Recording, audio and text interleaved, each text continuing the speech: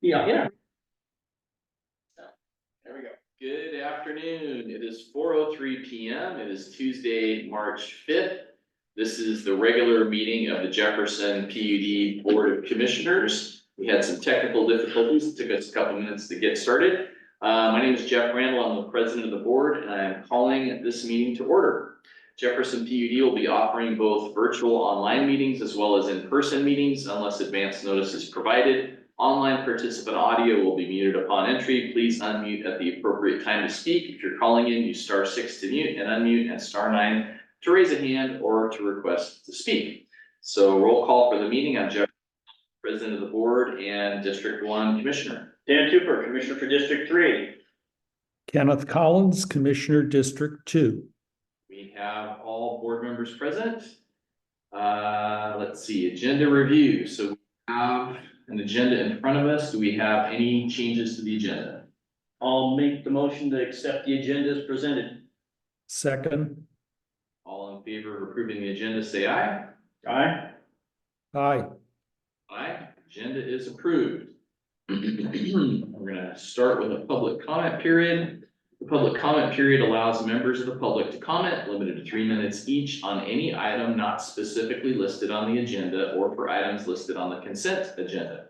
Prior to any public comment, members of the public must first be recognized by the president and are not permitted to disturb, disrupt, or otherwise impede the orderly conduct and fair progress of the commission's meeting. After an initial warning by the president or the designated chair of the meeting, individuals who intentionally violate these guidelines through actual disruption of the commission meeting will be dropped from the meeting.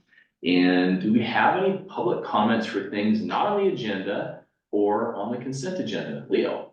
So on February 20th, I sent the commissioners and staff an email regarding loss of a customer. Nobody has acknowledged even receipt of this email. Have no idea if anybody received it.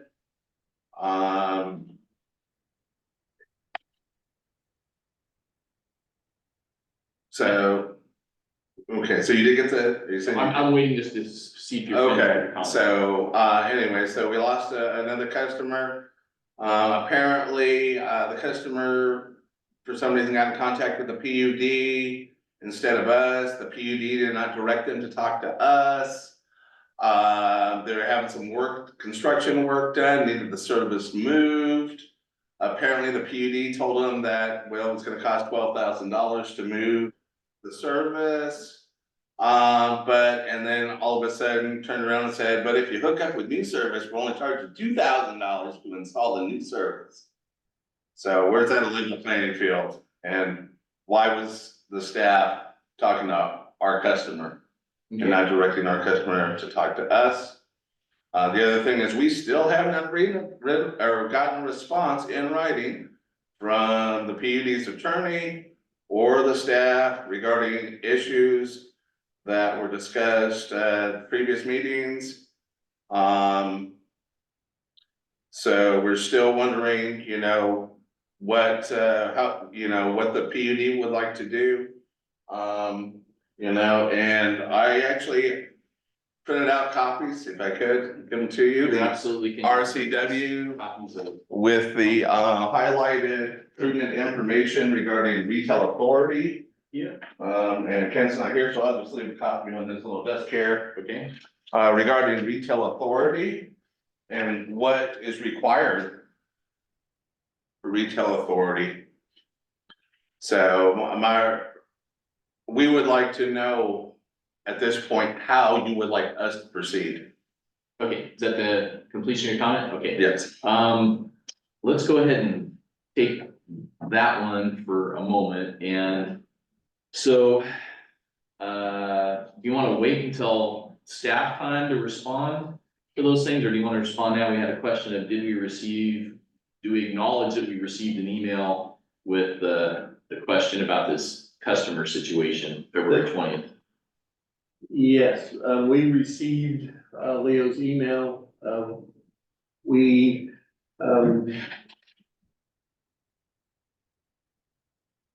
The customer, and we have to be careful here because we don't give out any customer data per our Right. policy.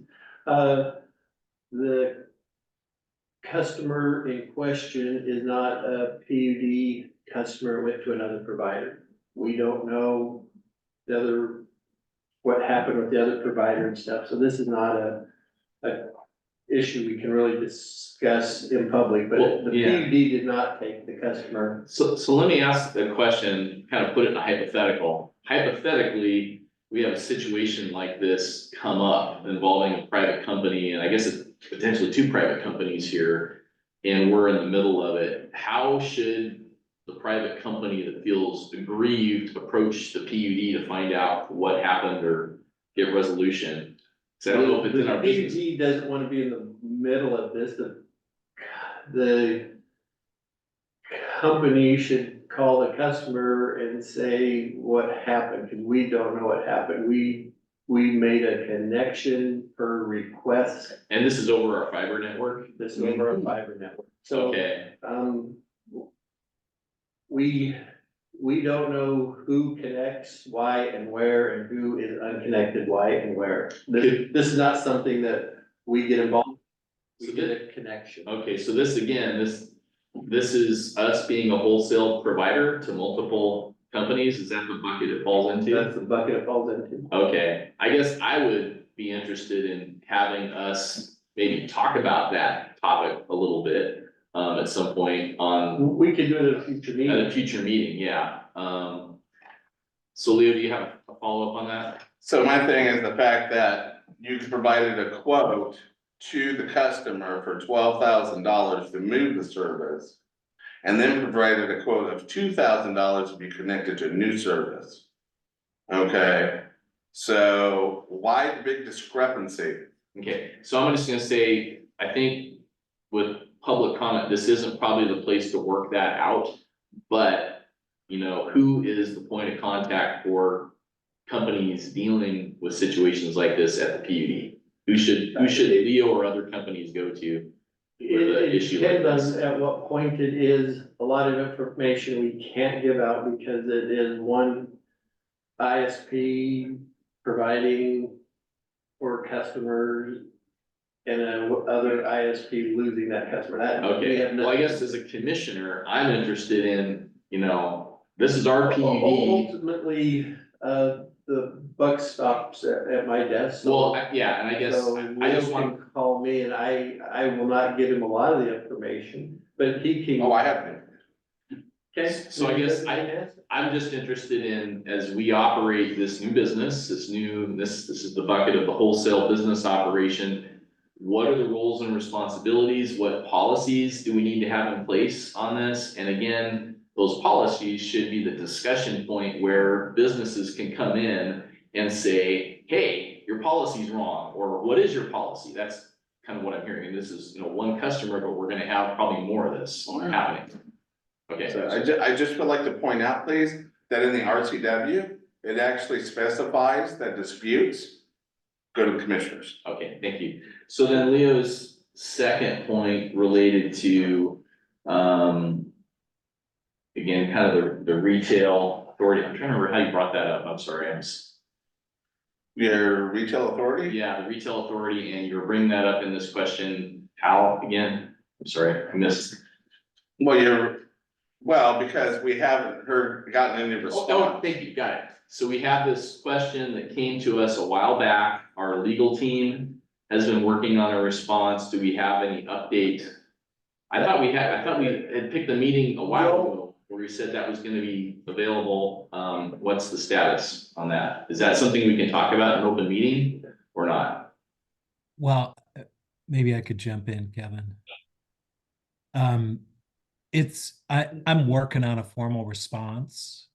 It's part of the discussion we had earlier on Leo's view that the retail authority is quite limited and the statutory view that the retail authority is broad and specific. And, you know, I apologize, Leo. It's been on my desk. My father just passed away. And I just appreciate a little forbearance on your part. But at the same time, I've asked your lawyer for months and months for a response to our pole attachment agreement. So while we're asking for information, I'd sure like a response to that poll attachment agreement. And if So- you want to have him hear me differently, offline, Okay. happy. I just want to keep this as a business meeting and not get kind of that dialogue going. Leo, do you feel like you have channels to communicate with on that? And you can certainly talk to me as a commissioner or any other commissioners outside the board meeting to help get information and status reports to you. Is that, can we? But, Right, yeah, so. and this is a big, Right. long issue. It is. And we're working on a response. We intended to get it out earlier. Right. Our attorney had a personal matter come up, so, I understand that. okay. I'm gonna move us on if that's okay. Right, but part of my thing was, we don't know when you guys have received information for, like, we got no acknowledgement. So like the poll attachment agreement, we sent him a red line many, many months ago of the poll Okay, I'm attachment. just gonna, we can't, this isn't the forum to talk about that. If you wanna, feel free to call me afterwards or email me. Okay, any other public comments for things not on the agenda? I think you and then we'll, I'm just. oh, hold on, in the back room. Still sober. I think this is in the vein of a future agenda item, I hope. And I'm looking for strategy for what happens when we reach peak load and we want to incentivize voluntary reduction in load. Perhaps people that have generator capability or whatever that might be on the business side as well, of course, but I think from what I've heard, we may have that need to get to those points. I think it'd be wise of the PUD to think about what the strategies are for dealing with those situations. They may be incentives that, like putting generator transfer switches, helping that process or whatever, but and it also could get to the point where maybe you don't want to buy some more power because it's at a more expensive rate. And if you've got a way to mitigate that in a process, I think it's be very smart. Okay, and I'm gonna put that in the category of kind of echoes of the peak usage thing we had in January and demand management, or is the, Yeah. so, staff, are you gonna give a update on that in your staff report in terms of that consulting firm that was looking at our whole grid system, and could you respond to the demand response thing in staff time perhaps? Could we move that to a later meeting where Okay. we have a little more information? Could you just give us an update at staff about where you guys are at in that engineering Okay. part? I think that there's been a lot of interest. I get emails about it and phone calls. It'd just be nice to know where we're at. And then you, sir, I think I have a question. Just a question, do you have an exclusivity on the broadband or any thing like that? So this customer could go anywhere. Yes, sir. May I bring you Yes. back? It's gonna be really interesting. The whole broadband thing is kind of new territory, and the PUD being a retail service provider, it's new territory, so it's gonna be feeling things out and learning boundaries and edges, and we're a new player in the game. Tom Tiersch, I'll recognize you. Thank you, Jim. Thank you. Real quick, I was going through the agenda, looking at the correspondence listing that was there. And I had sent a couple of emails to you, commissioners, and I didn't see them on the correspondence list. Just want to make sure that you got them. One was regarding the CAB, the Citizen Advisory Board, the now defunct CAB. And the other was regarding some questions or concerns about the equipment that would be provided for broadband service. So if you don't recognize having received those, please let me know and I'll send them to you again. Thanks very much. I did not get I those. don't believe I did either. Yeah. No, Got him, Tom? okay, could you, Kevin, could you forward those to the commissioners? Okay, and then could you add that to the next, I guess it would be the next meeting list of the public comments that have come in, but please forward it to the commissioners. Oh, I got technical difficulties here. Somebody took control of the screen. Well, we still have the screen over there. And then I see Paul is up for a public comment. Yes, if Hey, I'm Paul. sorry, whatever I've done here, Hit stop sharing, there you go. there we go. We So- control what goes on. You'll have to all put up with seeing my face now. I'm sorry. So, Yeah, you can't, we gave away the secret that anybody participating could take over the screen. Good grief. That's gonna require a lot of restraints. I Okay. know you've all been working very hard and staff has done just amazing things with all of the outages we have. I've asked, I still don't have, I can't find it posted anywhere. Other of the PUDs, it's readily available, and what I'm asking for is a systematic, periodic update on the power grid planning, and then an update on the upgraded project information. And what I have is it'll be part of next year's capital plan. Well, I'm sure it'll be that, but what's going on between now and then? I've moved from Morgan Hill out to be on a different substation now. It's a viable disaster, if I could use those words. It's in need of major upgrade, overhaul, reliability, capacity, yet I'm not able to find anything that tells me what does all of that look like? When is it planned to be underway, and when will it be done? So I'm seeking that from all of you, please. Okay, and Paul, this is the neighborhood off of Cook Avenue, that new, is it Richmond Hills? Is that the name of the? Yes, and the substation is the Hastings substation. Right, you're being surveyed at the substation, okay. And Kevin, I guess to the extent you can, when you cover, you know, the engineering study, you just touch on that where we're at, again, a lot of interest. Okay, were there other public comments? Yes, And this just public, this is public comments for things not on the agenda or on our consent agenda. Cool. Keep it to 3 minutes or less, please. absolutely. I just want to thank the commissioners for giving me the opportunity to introduce myself. My name is Julie Robinson, and I'm a new resident and customer to Port Townsend and PD. I'm also a new Northwest Region Circuit Rider for Evergreen Rural Water of Washington. And we provide training and technical assistance to water and wastewater systems throughout Washington. We work directly with systems to solve operational, regulatory, administrative, and financial challenges faced by the water systems.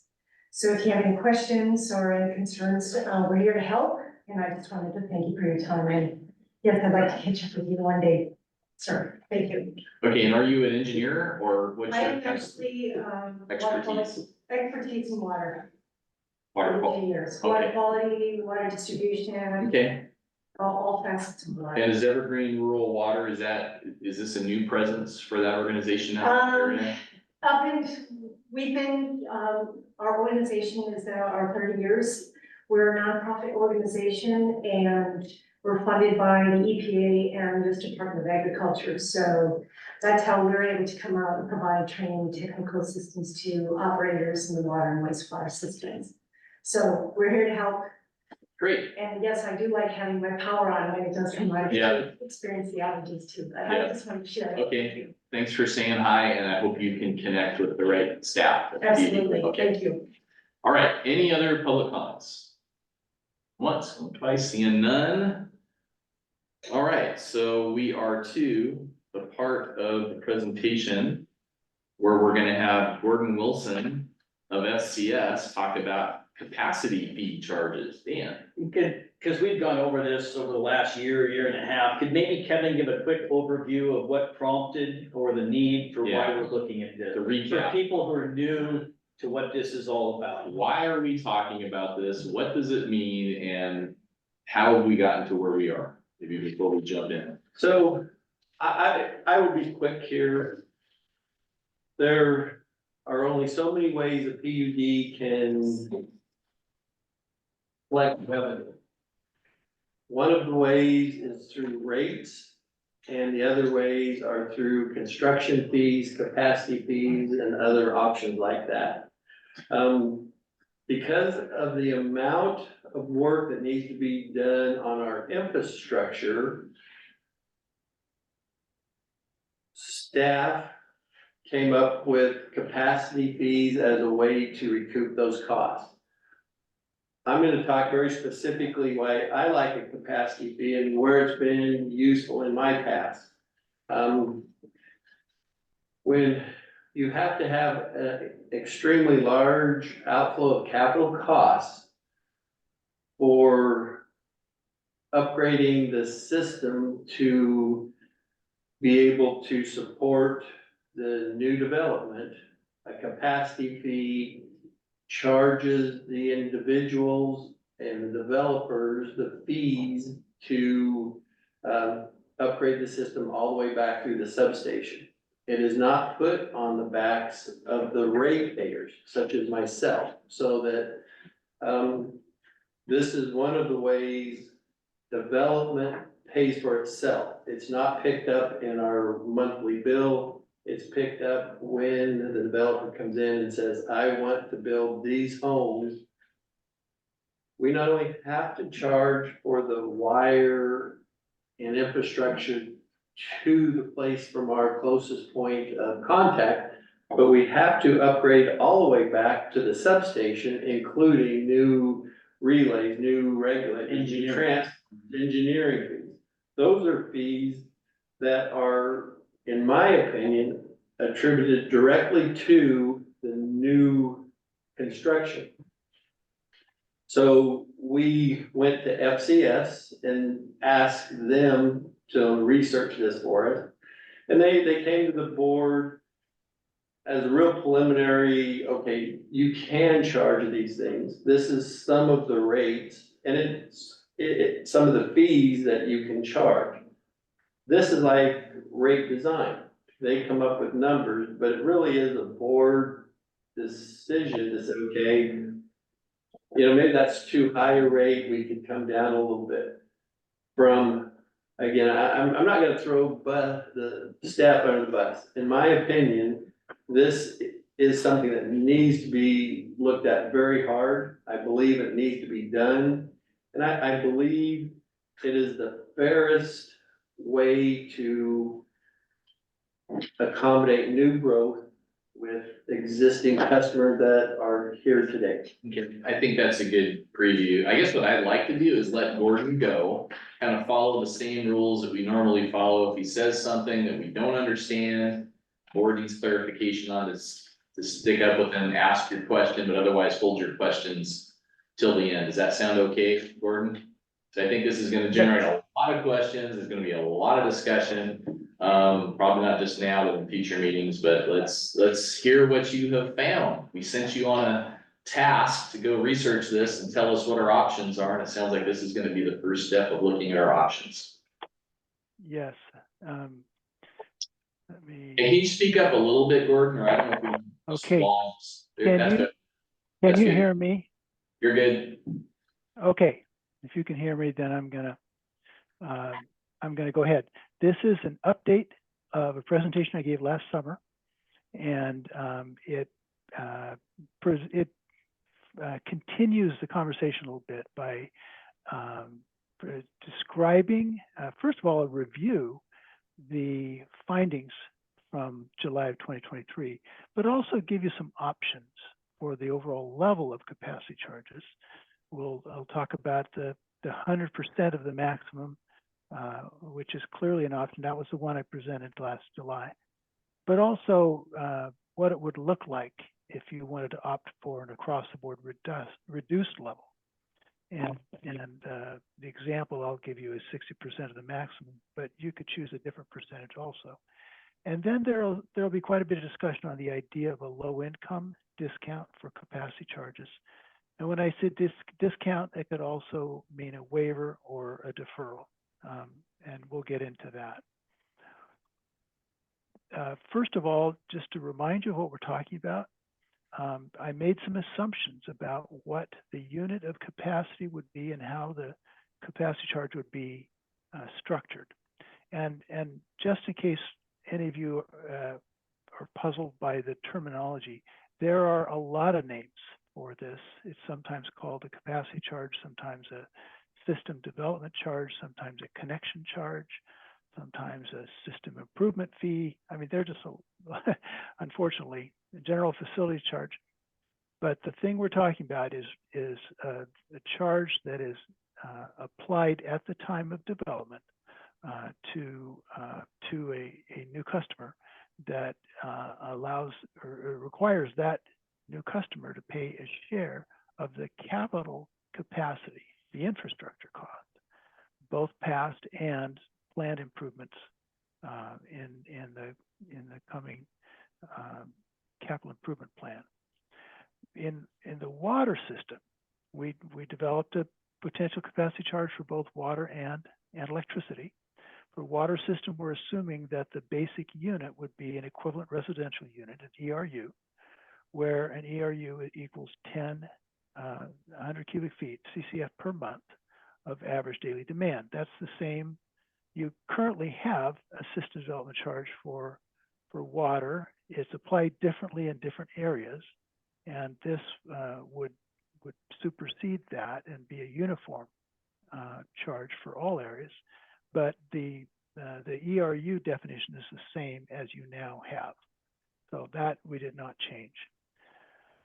So as I mentioned, we're assuming a uniform charge and with no area specific distinctions. The capital contributions from all of the areas have already been deducted from the cost basis. That was the simplest way to blend all of the charges and make the whole thing more manageable. Hey, Gordon, can you pick, your voice is fading. Did you try to keep your volume nice and consistent? You're kind of getting soft on us. Okay, I'm sorry. Can you hear me better now? Yeah, just talk like you've got a whole classroom of people you're talking to, because that's basically what you got. I'll do my best. All right. The fund You started strong and you faded, so just keep it strong. Thank you.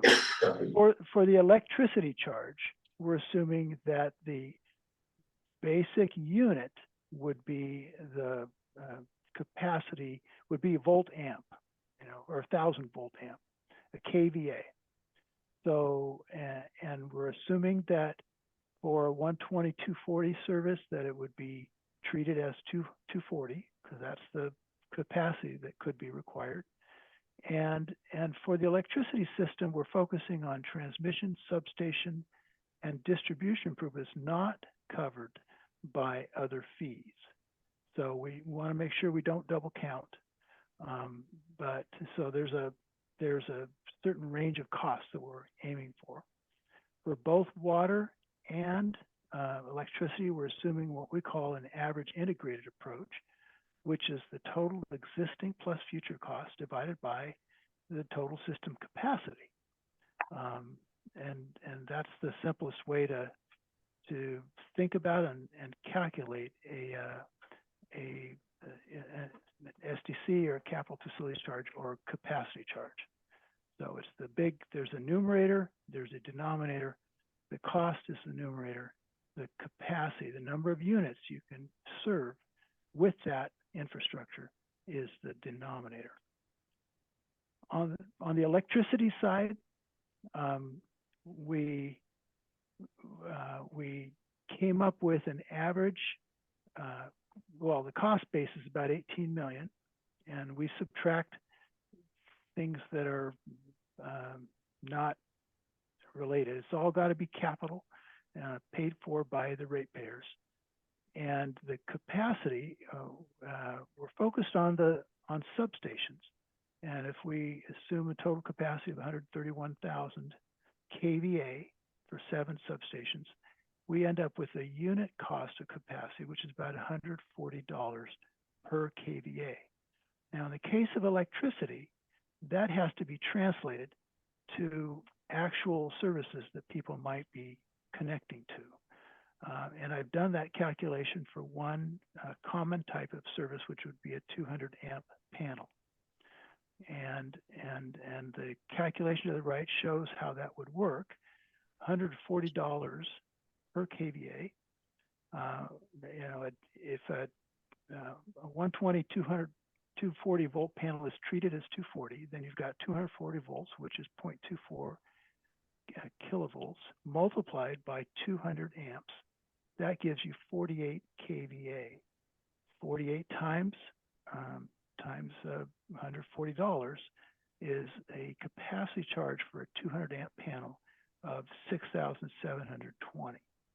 So that's how the unit cost is converted to a charge for an actual panel that somebody might be using to connect to Gordon? the system. Can you still, yes? Yeah. I'm unclear as to how the total cost basis of $18,345,000 and change was arrived at. Okay. I can, let me switch to the original presentation. Gordon, is that simply the value of our 7 substations? It's the substations and some of the distribution system Okay, that is not addressed by the normal extension charges. is that adequate, Ken, or do you want to go through this?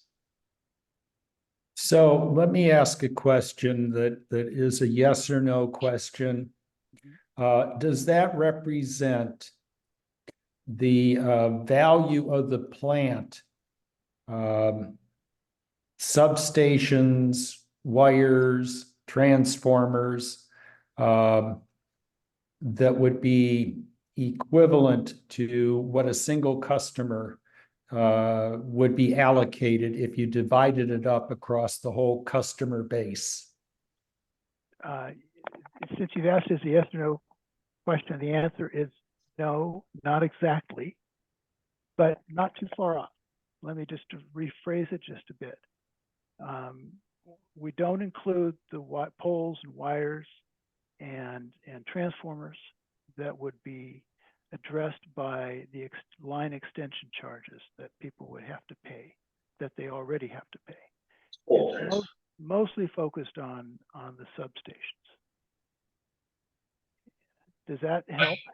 And then it is a proportionate share for each. Could you go back to your slide that you have for us tonight? Mm-hmm. Sure can. And again, we're trying to figure out what is the value of the substations and some of that distribution system associated with the substations, and what amount of electricity those substations make available to us as a utility. And then you've got this unit cost basis based on that. It's kind of what is the value of the system and then per customer of a share of adding on to that and creating that equivalent value in the future so that they have it and all these other customers have it too. This is where your number's coming from. Does that kind of make sense, Ken? I mean, it is a way. It is the way you're recommending we do what Ken just asked, a per customer share of our system. The per customer share is correct. Yeah, so it's the legal way to do it. Yeah, no, I'm fine with the explanation. It was helpful for Gordon to explain what was not included in that calculation. And if you multiply the $6,720 by 20,000 customers, that equates to $134 million, which I'm assuming is ballpark the value of our plant. Yeah, so I think that's an interesting way to look at it, that it's not an outrageous number. And I think the reason legally Gordon is looking at it this way is all that other distribution system, kind of serves other homes. So this is the part of the system that's got to be there for everybody, or we don't have a utility. So, are we cool with keeping going? Letting Gordon keep going? All right, please continue, Gordon. Okay. I think you can just pick up where you left off. That's fine. Yes.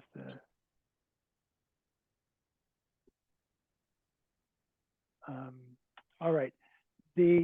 For water, it's looks a little more complicated. Same basic concept, which is you have a cost, and you make adjustments to make sure you don't double count the cost. And you have capacity, and your cost divided by your capacity equals a charge. In the case of water, because there are different parts of the system that have different capacities, we separated the cost, we allocated the cost by major functions. So supply, treatment, storage, pumping, T&D, and hydrants are all separate functions. But then after we do the math to come up with a charge per ERU for each of those functions, you add them up across the functions, and you end up with an equivalent per ERU charge of $4,065. So that's the way we do it. We did it for water, and it's because of the fact that different parts of the system have different capacities. So Gordon, Yes.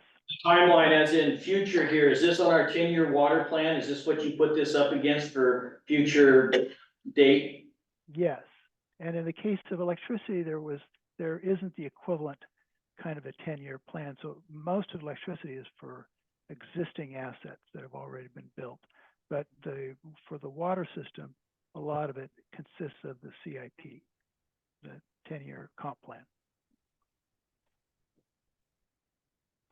Other questions on this one? Not seeing it. Oh, Yeah, customer question. Paul, well, is this a question that relates to not understanding the slide? Otherwise, I'd like to hold questions till the end. Paul, you have your hand up. Is this something you don't understand? Really, this is kind of for commissioners to ask questions, but is there a question that you need to ask because you don't understand something you just said?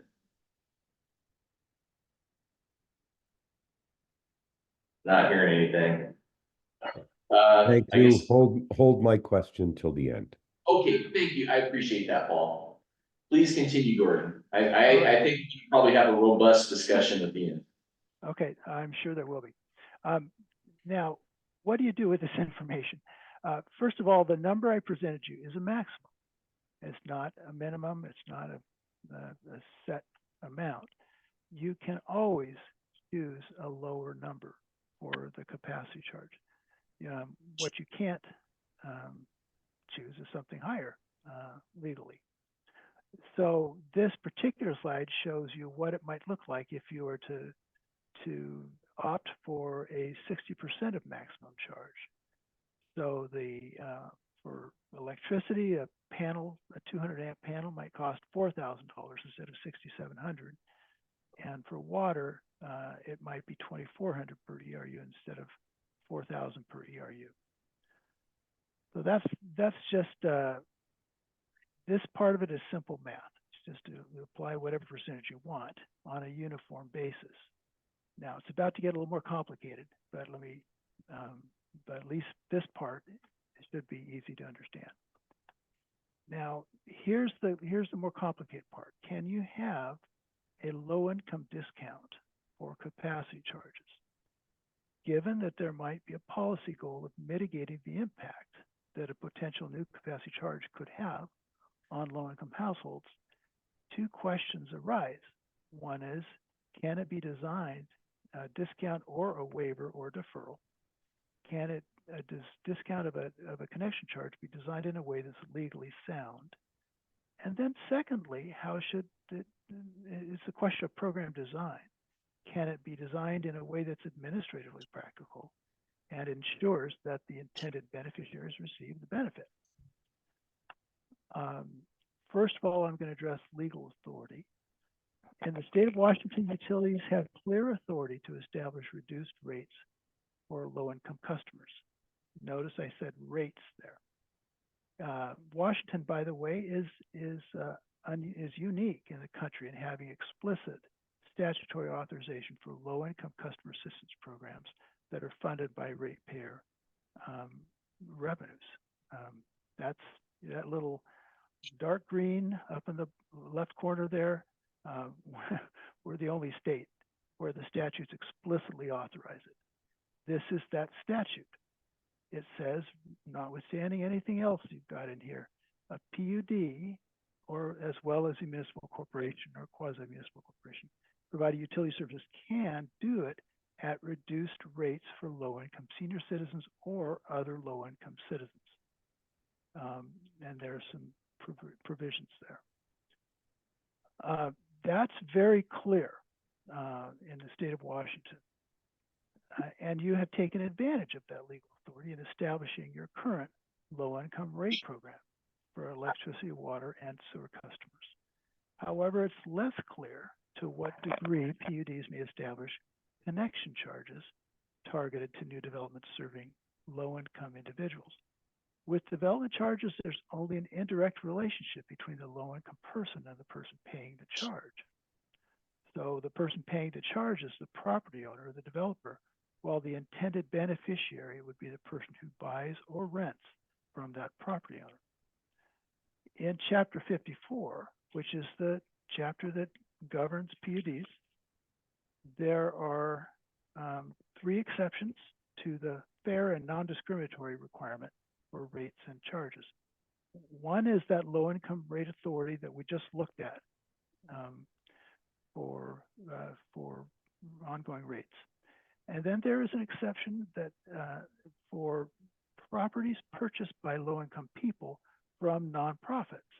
And the only example I could think of for that might be Habitat for Humanity, which is a nonprofit that then turns around and sells to low-income people.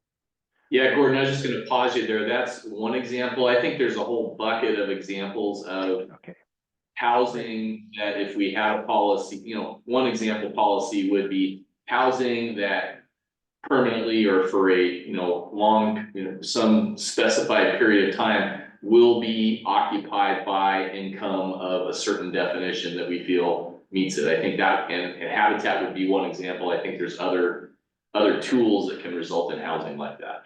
Okay. Oh, and that would make sense. I'm just going from the literal reading, which is said Understood.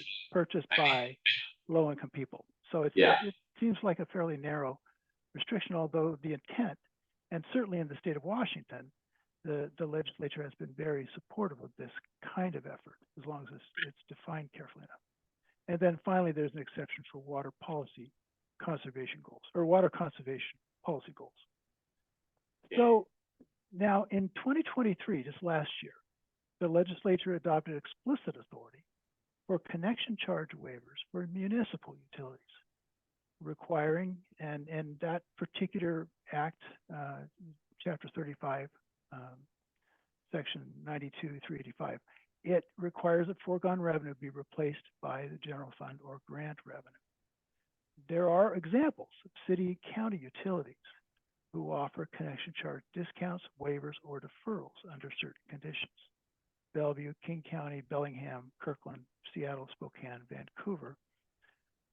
Different types of customer assistance efforts that would reduce the amount or the timing of the payment of a connection charge. But we're not aware of any other examples from other PUDs. And by many of these examples from other cities predated the 2023 legislative action.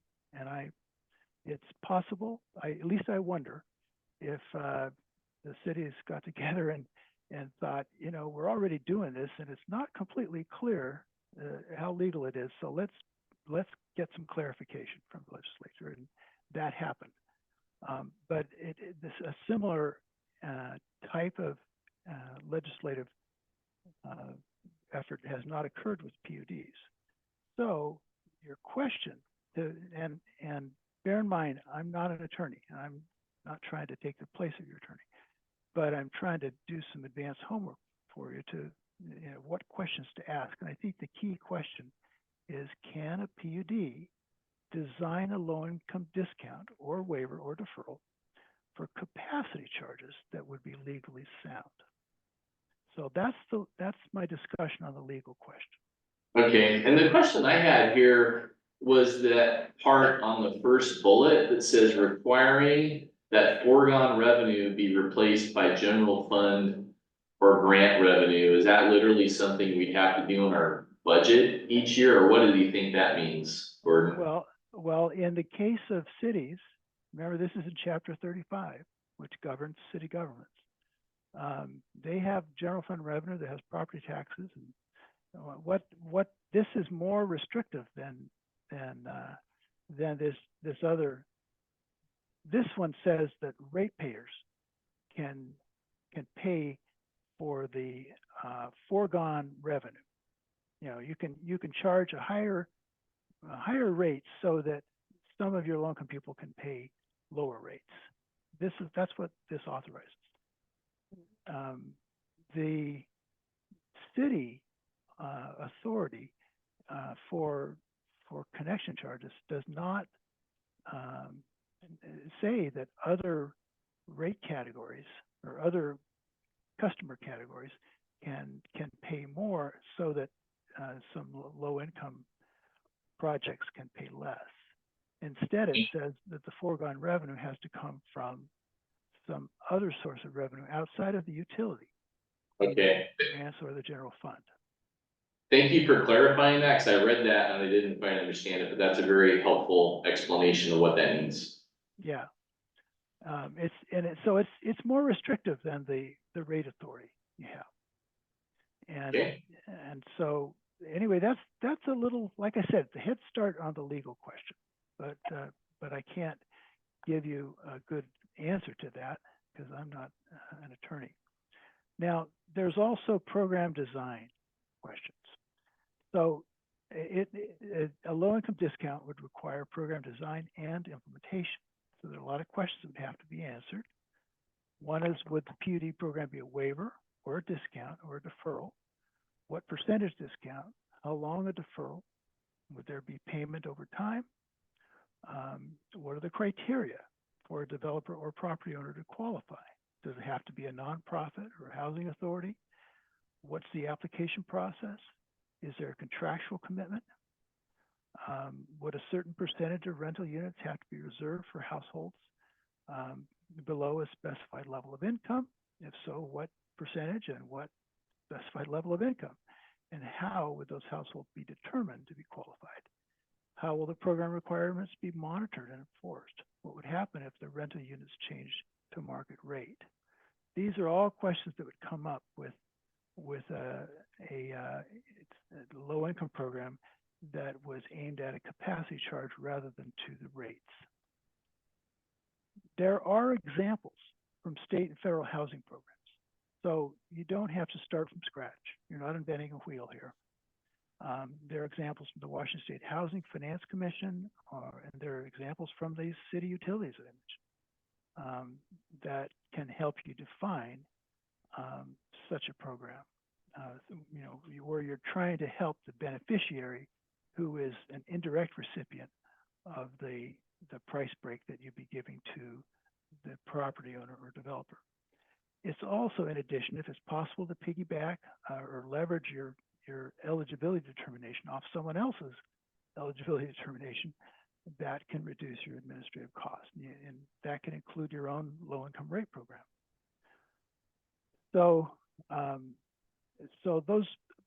that long list of questions that I asked in the previous slide, there can be answers to, but it does need to be thought through. And then what would be the administrative costs? So your policy question for you when it comes to program design are the potential benefits of a low-income discount enough to offset administrative costs once you define how you're trying to design it. So just to summarize, with low-income programs, capacity charges are different from rates because the person paying the bill is not the person who's low income. And that indirect relationship between the intended beneficiary and the person paying the charge makes the program design and enforcement more challenging. Implementation always entails administrative costs, but if you can leverage other affordable housing programs, that can help reduce those administrative costs. The legal authority is less clear for capacity charges than for rates. So if you want to move in that direction, it's definitely worth consulting with your attorney. The board can always opt to charge less than the maximum on an across-the-board basis. So, and if low-income discount is legally permissible, it could be attached to either 100% or a reduced percent capacity charge. You can have both. You can have a low-income program and also a uniform reduction of the charge. So that's my presentation. Great. Well done. Worth waiting for. I know it took you a little longer to get to it than we hoped, but that was All right. incredibly thorough, especially the bit on the low income, because that's complex, and I thought you did a really nice job on that. Does the board have clarifying questions? I don't want to get into discussion yet. I want to give the public a chance to ask questions. Does the board have clarifying questions for Gordon first? For Gordon. Dan doesn't, I don't. Ken, do you have any questions for Gordon right now? Yes, I'm wondering how the analysis provided of the cost of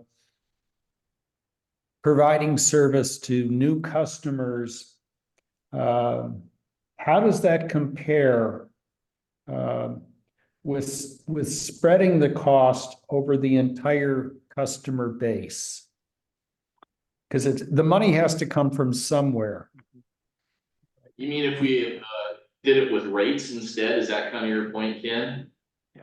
Yes. Okay. I think that's the trade-off. Whatever you don't collect from connection charges, it has to come from rates. And I think Anything anything you do collect from connection charges will offset your rates. The rates are the revenue source of last resort. I understand that. What I'm asking for is some sort of quantitative comparison. so. Ken, I've got a back of the napkin, I think, for you.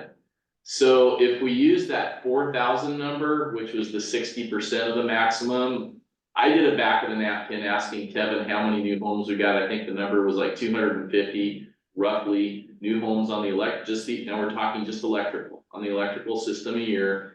That would give you about $1 million a year from a $4,000 capacity charge.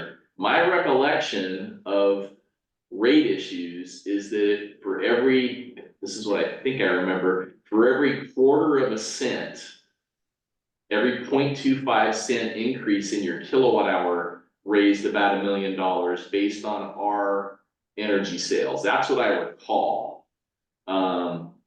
So that's the equivalent I could offer on the electrical side. Thank you. Well, I think that's as close as we're going to get tonight. Thank you. Yeah, That's equating no low income discounts or waivers into that equation. That's everybody taking the same. that's just again, back of the napkin. Okay. So I have lots of discussion ideas. I want to do a time check. I think I'd like us to try and finish in 15 or 20 minutes if we could, or 25 minutes. So we have time for staff to do their presentation. We still have to do consent agenda, and I'd like us to wrap up at 5:45 so we get ready for the next meeting. I think there was one. Paul, did you have a question you wanted to ask? And anybody else, please raise your hand, and we've got a couple in the room. I'm gonna let Paul go first since he had his hand up. Are you still on the line? Yes, I am, and thank you. My question's been answered. Okay, awesome. That worked. Who wants to be next in the room? Yes, sir. Rod Rodman, District 2. I did a little research over the weekend, and it looks to me like if you implement that, even at the reduced rate, you would be the most expensive utility company to connect to in the state. I do not find rates as high as that anywhere else. Puget Sound Energy does have a rate of, for single family residences of $9.52, what they call a transformation charge, $9.52 per panel amp to connect on. The other observation is the money would be used to upgrade transmission lines and substations. Everybody benefits from that, not just the new residences. Everybody in the area benefits from that. I think that it's a mistake to put that all on the new construction. I do think that the equivalent of what PSE does, the 952 transformation charge that they call it would be reasonable and would garner a fair amount of income, but the reality is everybody benefits from that and not just new construction. The other point is, we've just been talking about residential here, 200 amp panels. Now take 1,000 amp three-phase panel, and what would that cost a new business to put in East Jefferson County? That's punitive. So. Thank you. Bill, Yeah, Phil Stover, Port Townsend. So that, I'm sure the commission has to figure out what the balance is between funding for usage and perhaps tiered usage rates, as well as something like a connection charge, which I think is appropriate to think about all those elements. But you certainly can't fund any single portion of the infrastructure entirely from connection charges, because if you don't have enough new customers, eventually that stuff wears out and you don't have any funding source for it. So, and maybe you can adjust rates before that happens, but I just wanted to point out, I think what I just heard is that it's a balancing act, and you can't rely on one thing like a connection charge to solve the whole grid's cost. thank you. Any other questions from anybody else online? Not seeing any. So one question I heard came up, wasn't addressed in the presentation. You gave us, Gordon, a number for an ERU for residents. Did you do any analysis on businesses, or were we not thinking of applying this to businesses, or how can we respond to that question or concern? No, I did not. And the way you calculate would be the same shown in the right-hand box here, which is that whatever the new electrical panel is, business or residential, you multiply it by you multiply the 140 per kVA in this particular case times the capacity of that particular panel, and that gives you the amount of the charge. And if you reduce it by some percentage factor, in this case, this example, 60%, then that $140 per kVA becomes $84 per kVA. But that's Right. the number that gets applied to everything, not just to residential. So every time we have a new service connection, there's a voltage that it's operating at, and there's an amperage of the service, and you've given us the mathematical formula to plug that into. Okay. Yep. Ken. Yeah, thank you. Gordon, do you have any data from benchmarking other utilities, both investor-owned and public? I would be interested in knowing what other PUDs are doing, co-ops or investor-owned utilities. Rod gave us one data point, but I'm wondering, what does the rest of the marketplace look like before we embark on either 100% or 60% or any percentage of the estimated potential charge? I'd like to know how we stand with respect to other utilities. I can provide that to you. I was holding off on writing a tech memo documenting this study until I got feedback from the board, and I can include that comparison. I know that Clark PUD has one, Mason 3 has one, Clallam PUD has one, and Deland PUD has something similar, but only for a subset of their customers, for their Bitcoin miners. But Clark, Mason 3, Clallam, I'm aware of those, but I haven't compared the actual rates. I know the Clark one is about 20 years old. It's very, very low. Mason Tree is much more recent, but they treat a 120, 240 connection as though it were 120 instead of 240. So it gives it's kind of a 50% discount for homes through that method, but it is a more recent calculation. But I can do some research and present that to you for the other utilities that are PUDs. Yeah, I would say, Gordon, that if you could, and leave the Bitcoin out, because Bitcoin isn't gonna happen here, because we don't have 3-cent power. So leave Bitcoin out, but if you could put together an equivalent of those other charges and how it relates, if you could kind of make the math even, so we could see how it compares to what we're talking about. And if you're aware, and same thing, if you're aware of any investor-owned utilities are doing it too, I think it's, it's kind of relevant. So I guess the comparison to the PSE one I'd like to see how that worked too.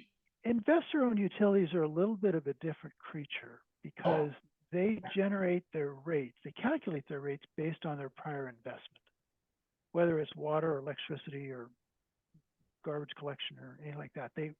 The amount that they've invested, they get to earn a rate of return on that. So they don't have an incentive to have any kind of connection charge. Okay. So That's because it reduces the rate they can charge. That's a really good point, because their goal is to get it to some point they can just sell the whole system, whereas we're never selling this thing. We're trying to take care of this thing always. So I think that's a very valid point, that it's not a fair comparison. But Dan? there are other PUDs that have. On that note, not a lot, before but there are some.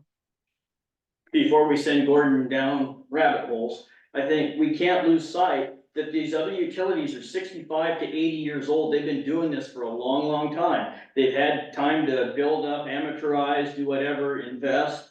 We're 11 years old. This is a discussion I think got left out 15 years ago when this discussion started to buy this utility. And now we're coming up against the consequences of owning a utility and operating it in a way that, we're gonna be able to be affordable and we're gonna be reliable. That's the two things we're up against. How do we meet those two criteria? And the general manager has already told us in previous meetings, we need $130 million worth of infrastructure in the next, how many years? We hope 10 years. So that's being optimistic. I think some of us, customers are here wondering what we're gonna do about their neck of the woods. There's some urgency in places where that may not be 10 years. It might be 4 or 5 years. So I think as we talk about rates and we talk about capital improvement, the money is gonna have to come from somewhere. Do we borrow it? Do we do a bond? Where? How are we gonna fund what needs to be done? Because we're only 11 years. So I think this capacity fee, as much as it may seem distasteful, it may seem like it's going to thwart businesses or the building of residential or low-income housing in the footprint of our area. I don't see any other ways to get the revenue. I'm gonna defend staff here. I think this is necessary. Now, what rate we determine that at, that's the big question. And the second one is for legal counsel. I don't know how much of a break we should or can give to low income in this process, because now you're pancaking those extra costs into the rates. That's the only other way we're gonna get this to all the other customers who might be struggling as well already. So, and they won't qualify for the low income discounts or credits or waivers, whatever it may be. So these are really the big issues that we're gonna have to look at going forward. I don't see an option here. I think if we don't do something along this lines and give FCS, who's working on our rate study and cost of service, something to go on in the next couple of months, the rate study they do could be flawed. Because we have to have the revenue to do these projects, and it's gonna come either this way or it's gonna come through the rates. And Paul, I see your hand, but I'm gonna let Ken go first. Ken, you have another question or comment, thought? I'm sorry, I didn't take my hand down. Okay, so Paul, did you have a follow-up question or? Yes, in listening to all of this, my observation and concern is that right now, what you must spend on major capital studies to not only upgrade, but ensure reliability of the system is a massive unknown. No, so is its timing. And while you're looking at something that is desirable to look at, it really quickly, at least in my assessment, moves to not even second place, but third, fourth, or fifth place. Imagine as you look at now the need for $50 million worth of infrastructure to accomplish what I just said, and think about the impact of that on the rate base for your customer set. And to be spending this amount of time and energy on, while a desirable topic and one that has merit, I'm asking, could you make it pale in comparison, please, to the amount of near-term time and urgency you spend on the first topic, so you have some answers that are posted like other well-run utilities in this state and elsewhere do up on your website? What's it going to cost? What's its timeline? What are the major projects? And then it can be updated periodically. It's alarming to me to hear from your staff, commissioners, that this modest-sized Richmond America project, it's only 50 some houses, but its demand on the system was a surprise. Please, that's hard to believe. And if you don't believe me, I'll embarrass who said it, because I have the quote. We need a aggressive capital plan that's going to address the points that I've made. And I just really ask for that. And it's not there right now. Thank you. Thanks, Paul. And we're gonna talk a little bit about that before the end of the meeting when we get to the staff time. So I'm gonna stop the public questions on this one, because I think we need to give staff and Gordon some feedback on this, and I think we should have a little commissioner discussion. I guess where I think I'm at is, this won't be the first time we talk about this, so as we continue to develop some sort of proposal that we could vote on and create a potential capacity charge, there's gonna be lots of opportunity for the public to kind of weigh in and tell us how they feel about the impact of that. When we talk about, there's not many PUDs that have done this yet, I think Dan's point was actually a really good one. We bought a system run by a for-profit utility. Their goal was not to make sure there was capacity in the system for the long term. Their goal was to just barely keep that puppy afloat and load it down as much as they could and only invest what they had to keep it afloat. So we inherited something with a lot of deferred maintenance and deferred capacity. As a startup, it took us a while to figure out what, and we're still figuring out the limitations of that system, where the needs are, and staff will talk about our efforts to generate professional reports on where those needs are and the priority of how we're gonna fix them. So the fact that we could be one of the first ones both on to do this and to potentially have a low or moderate income discount for, in my mind, it's something that is pretty permanent, because otherwise that person, even if they're a low income person, but there's no limit on them flipping that house and selling it on the market, that's when they're gonna get their money back. But if it's an income limited unit that will always be an income limited unit for a long time, then I think we could, my personal opinion would be that I would be interested in looking at a low income discount of some sort. And what came to mind was back when we were looking at a low income rate, we heard the same thing. There aren't any PUDs doing this. So we looked at cities and we found some examples, and we put Jean on it. I don't know if she's still available for looking at something like this. Gordon was kind enough to give us some examples of municipalities that have dealt with this. The State Housing Finance Commission apparently has a formula. So I would be interested if we, have some discussion of tasking staff to maybe start that process, but that takes, direction from the full board. I'm in agreement with Dan, I think we need this, and it's for the reasons I've stated. We have limited ability to bring up revenue to deal with the costs. And the concerns that have been raised by people of, this isn't the right thing to focus on, or this could be too big of an impact. If we don't take care of this, we aren't gonna have an electrical system that the economy of this county needs. Everybody assumes when I go in and I've got the financing for my business, or I go in and I have the financing for my house, that house is built just like the people on North Richmond found out. If you don't have electricity for that house, you don't have what you thought you were buying. And staff is gonna talk a little bit about what we've done for North Richmond since we found out about the problem. But I think we have to have all our tools, and if we had an extra $1 million a year, we bought this utility paying $6 million a year for that $115 million financing. $1 million a year would cover a big chunk of financing, plus, we have other ways to help pay off financing. So I think it's a tool that we're gonna need in our toolbox. How that's designed, I think is the question. What the rate is, I think is the question. How it might phase up over time, another question. And it takes markets a while to figure out what the cost of building is so that they know what they're getting into. The question I have for staff, this is one part of a new service connection.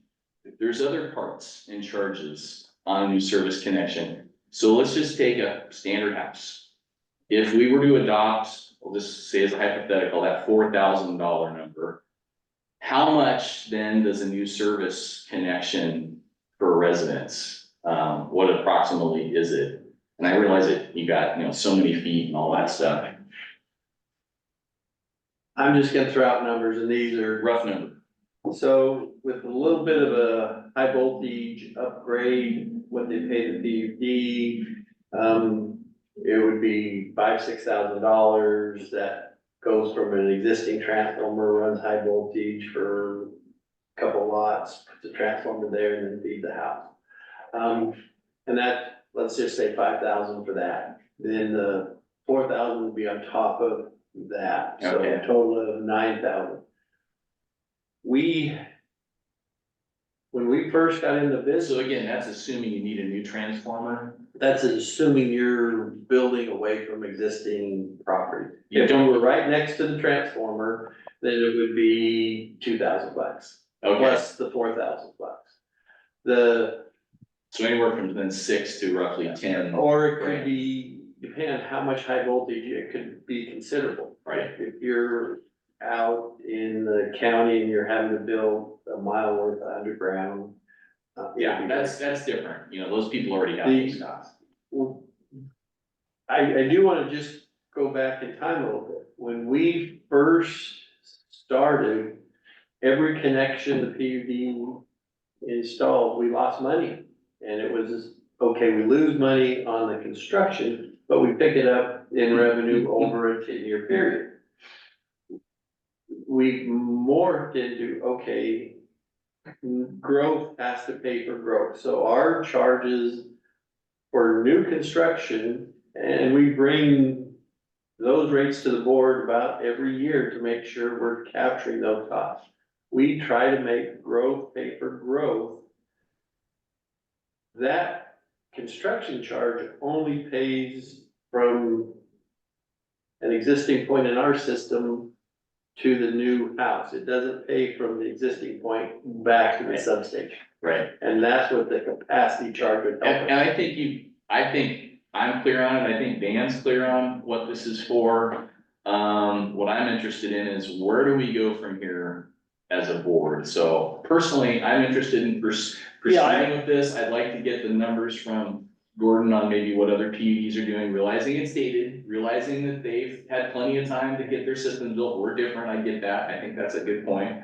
I'd like to direct staff to look at some low-income options and how that might work, because I think we would want to know what that option is before we voted to adopt something. So I think I'd like to have that. Yeah, I do think we need to expedite this, though, for the reasons I stated. We're doing a cost of service study, we're doing a rate study, we've already discussed pole attachment fees and getting those where they need to be. All these different resources, or I should say revenue streams, I know there's some pain. There's gonna be pain in this. There's no two ways around this to accomplish the goals that we need to do, particularly on the capital side. If you just take your back of the napkin thing earlier, you know, if we don't collect this money, that $1 million, that's 50, these are rough numbers, and obviously businesses versus, you know, people's usage, that's $50 a year in rates money that we have to get out of every one of those customers. So it's gonna impact us somewhere. Would you rather be in rates, or would you rather be part of it come out of here? Because that's the way to keep the rates, in my opinion, that's one of the ways we try and stabilize and keep the rates lower, or at least on a flatter trajectory moving forward. If we don't do this, the rate curve is gonna be really, really steep. There's pain coming. I hate to say it in these terms, I don't wanna be pessimistic, but the math, to me, I don't see any way around this without maximizing revenues in the places that we can where it should be being recovered. Right. Ken, did you have any thoughts on how we direct staff to proceed? I'm hearing from Dan that he'd like to proceed as fast as possible to keep the consultants and staff working on developing an option. And Dan would also like to hear pulled into the rate study too, in terms of timing. Well, as I said earlier, I would like to see what other utilities are doing. And I would ask my fellow commissioners to bear in mind that surprise, surprise, there's no free lunch, and there are unanticipated consequences of going forward with this. It already is extremely expensive to buy a house or to build a house in Jefferson County. And those costs, if we move forward and add on anything like the 60 to 100% capacity costs, those costs are going to be passed on to potential buyers. And I think it's an open question that our legal counsel needs to address as to our ability to subsidize, and Commissioner Tupper's right, it is going to require subsidization if we in fact provide incentives for builders to provide low-income housing. Low-income people, because they're low income, are not building houses. They're not buying houses. They're renting for the most part. And to your point, Commissioner Randall, I would feel very differently about providing an incentive for a builder who is in fact building affordable rental units that are going to provide rental housing in effect indefinitely for people, as opposed to something that can get flipped. And I think that's what we're talking about. I think it has to be a perpetual thing, and there are projects that are built for rentals where it's low income. There's restrictions on that property. It has to continue to do so. The habitat now is forever. They don't allow project flipping. So I think it would be how that was defined, and I agree. Yeah, and I think to what level, Ken used the word subsidy, I'll use it as well. I mean, I'm all for helping low income. Don't misinterpret what I'm saying here, but what's the balance, right? Most of the low income housing projects that are gonna take place in this county are either city, state, county, or federally funded, right? The ratepayers should not be funding construction, right? If we have a cost in those constructions, that money needs to come out of whatever grants or whatever other entity budgets are funding those programs. It shouldn't come out of our ratepayers to subsidize, at least in any sort of substantial manner. That's kind of the way I look at the low income housing component of what we're doing with this capacity fee. And that kind of takes the position of that RCW that was applied to cities. I mean, what I'm hearing you say is fine if you decided that we had a break given to perpetual affordable housing, that it should come out of some other bucket other than the ratepayers. Exactly. We need to minimize that. That's just another pancaking effect into our rates and fee schedules that should fall on another entity. And I'm not saying it's the low income person, even though they will probably feel it at the end of the day in their rents or whatever it may be. Right. But they're also gonna pay higher utility bills if we go that route. So what's, you know, you're trading off some of it. So Ken, are you willing, so I guess I'd like to turn this around to staff and ask staff. Given the discussion, given the points we've brought up, how do you propose to proceed? And I guess the question I asked for Ken is, you know, I think we've heard you that one of the things we like is what are other PUDs doing? You know, that's a piece of the information we want. But Ken, are you willing to ask staff to look at what are these other cities that are doing perpetual affordable housing breaks, or the State Housing Finance Commission? Can we get that information? I guess I want it, so I mean, any commissioner can ask for information. So given that list of stuff, how do you propose to proceed? We have some urgency, but we have some questions for more information on how to, you know, before we would probably vote on something like this. And I guess one more thing, all the public comments that we got, I think are really important, because for me, this isn't an issue that we can look at in isolation. We have to look at it in terms of, how does this relate to that 4-year capital plan? How does this relate to that long list of items you had that we need to have improved? I think we need to show that this is, you know, is it an essential issue for how we pay for all that stuff? I think we have to tie everything together. I don't think we can just say, gee, we need this, here's a reasonable number, let's pass it. I think we have to show this is necessary for this and this. Because again, if we don't have an electrical system that's working 10, 20 years down the road, we're sunk. You know, none of this matters. So that's why I think we have to have this. So given all that, what does staff propose to do kind of moving ahead? Well, Commissioner Randall, you asked me a question a while back, Yes. and the answer is yes. Thank you. I agree, it needs to be done quickly. I do think we can quickly come up with some low income numbers. I think we can get a little bit more clarity on, dollars we need. And, you know, the back of your napkin, your 25 cents to the $1 million, we can verify some of those numbers. And bring back some options to the board. We can tie it into, the work we know that needs to be done. There's a lot of those things. The hard part, and this is, I'm getting off topic just a pinch, but if utilities don't have the funds to buy $1 million transformer, it waits till the next budget year, and then the next budget year. And that's what happens if we don't do something. It's not that our system fails tomorrow, it's we don't buy the transformer we have to buy, we don't buy the regulator. You also look at supply chain and inflation and just roll into that as well. I think the January 15th event put us on notice. We're there, you know, and it's not just the Richmond Hills neighborhood, it's other parts of our system.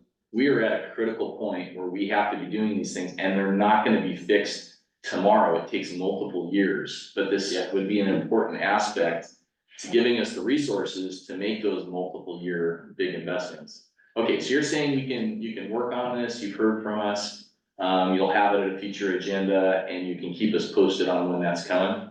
Yeah, on some of the low income, I've talked to Joy just a second ago, she'll kind of head up some of those things. Okay. Some of the other numbers, we'll get with Gordon and, his team to help say, okay, this is how the offset on your bills would go, because I do think that's important, you know, look at things, so. Okay, is the board comfortable with that direction? Okay, thank you very much. Can you keep it short? We got it. Really short. Okay, The other piece of information would be if you don't do that, what is the impact on rates?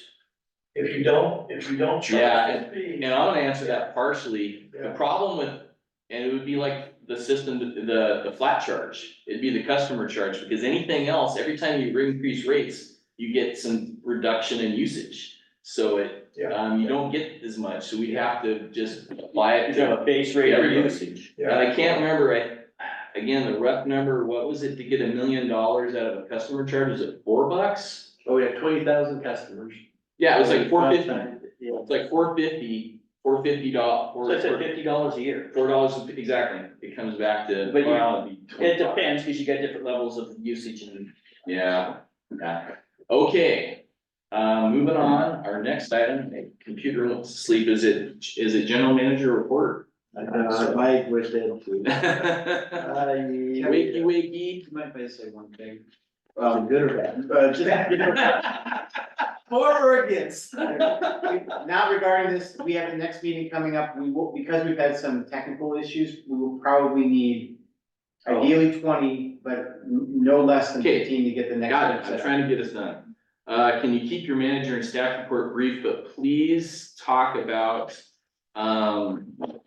where are we at? Because the Richmond Hills thing, I remember one of the things was extending 3-phase so that that neighborhood was on its own line. I'd like to hear where are we at on that project and maybe quickly on other stuff. but don't go by, I'll forget something, so I'll go. Okay, you go. You're at the last of the list, cause I didn't have it on there. So my schedule, I'm gone for a couple days this week, I will be, answering emails, some phone calls, it's a personal trip, but I will be working part-time. Joy will be, in charge while I'm out. Very quickly, NRECA has their legislative roundup in April 21st. I really recommend that we take some people there. We have projects that need funding, and our best way to get some of this funding or support is by going to these legislative roundups. So I will be sending out something to the commissioners. We need to register within the next couple of days to get in the same hotel as the conference, that kind of thing.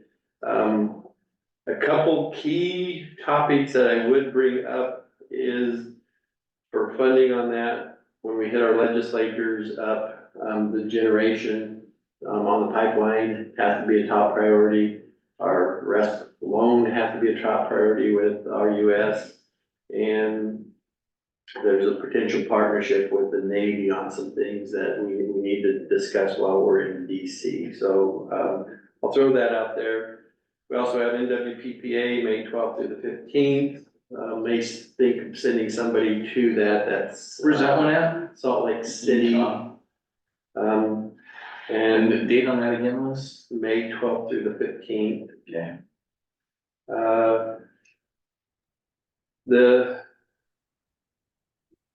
One of the things I don't know, the May timeframe really doesn't work with some of the updates that we're doing with our engineering firm because they're in Midvale, which is just outside of Salt Lake City.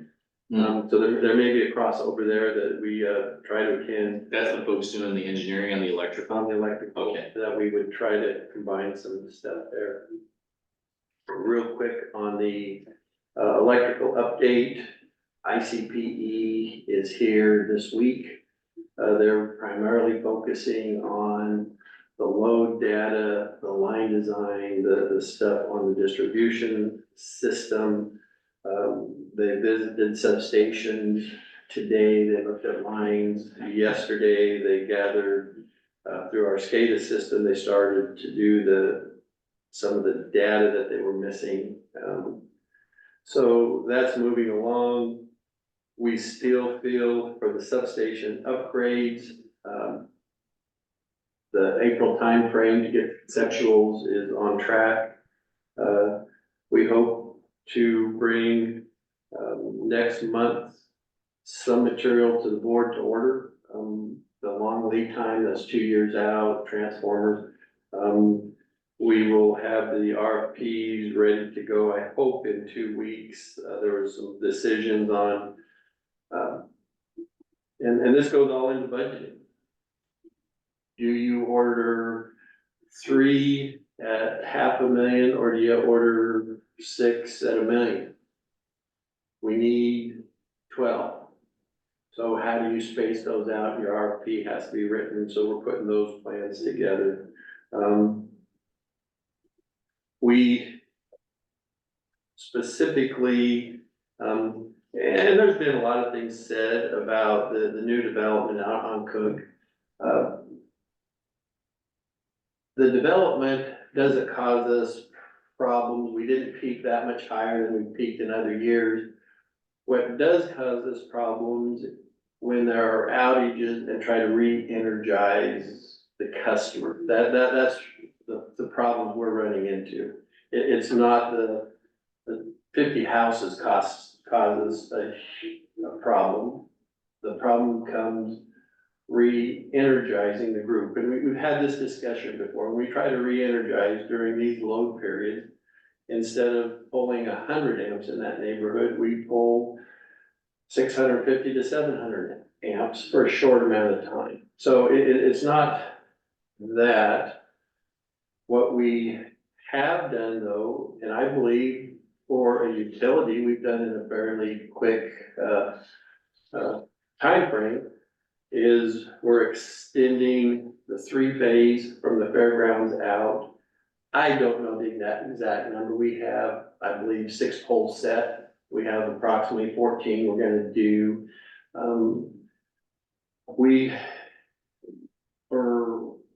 For our crews to go in, and get that much done already, we're on schedule. We're actually ahead of schedule. We're pulling material from a job that we had. We're using it up here. We're having to purchase some different equipment, because these are things that in the past we haven't done. We are getting geared up so we can do them in the future. So as far as splitting out that line to move things around, we're on track. Getting back to the substation. I guess on that one, so on track, is there a rough estimation of completion date at this point? Is it like June or? If we continue to have the outages, because our crews, the minute we have outages, we pull off, so Right. we're basically working. Weather-related outages. Weather-related outages.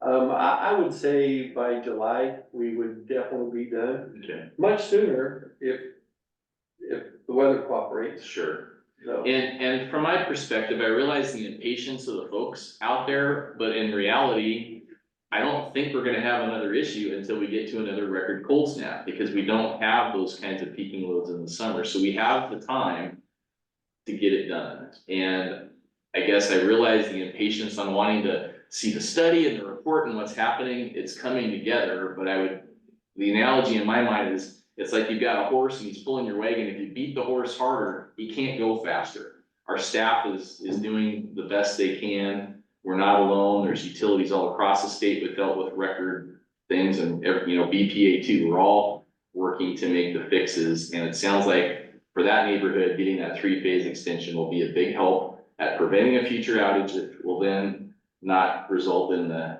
kind of that high amount coming on all at the same time. And I'll clear this up too. We're not working on just that project. We have many projects, many areas that are in just as bad a shape that we have to work on. We, in this case, we took crews from one area to do the doubles, extend the 3-phase. But that does mean something over here has to give. And so it's staff,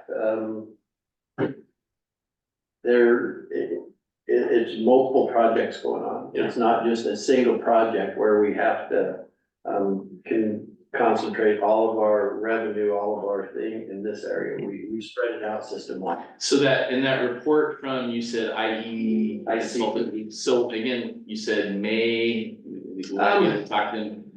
Sounds like their whole thing, it's gonna take a while to get back the full results. They're dependent on us to give them a lot of information. Okay. Honestly, a lot of the areas that we're working on, Breaker Lane, the new extension out to Maristone, Indian Island, those things we've known about for years, and so they're not only working in one area, they're system-wide looking at everything, so it just takes a ton of time. Well, I guess my personal hope is we are prioritizing those things that need to be, those things that are doable, that we could have done before next peaking winter season. That, we figured out what they are, we can get the parts, we can, what can we get done before that next winter storm happens?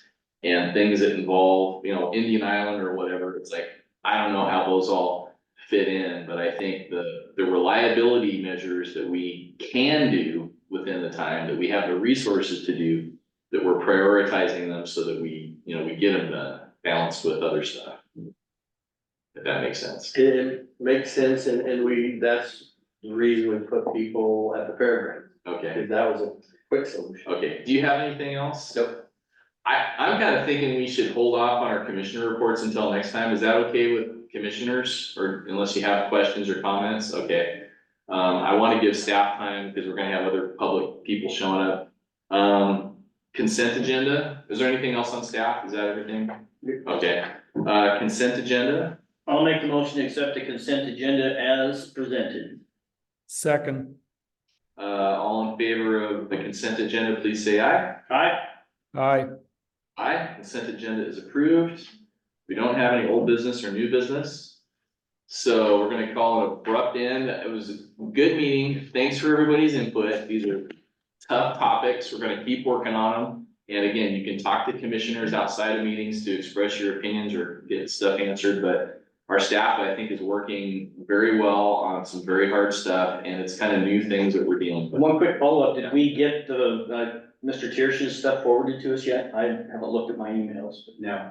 Make sure we get. Yeah, and then Kevin was gonna forward that on, or what? Did you do it too? I haven't as well. Yeah, we'll afford one. Okay, thank you, everybody. We are adjourned, and for those interested, we're gonna, Phil, before we're adjourned. I just wanted to say the PUD's presence at the home show, I thought was wonderful. Thank It's in you. my report, but you'll get it next time. Yeah, thank you. So, we're gonna have another meeting after this. It's the Growth Management Steering Committee with the port and the PUD and the city and the county. If you're interested, you can hang around. They're talking about countywide growth policies. But, otherwise, we're adjourned. Thanks, everybody. I'll double select the rest. Did you already shut off the recording?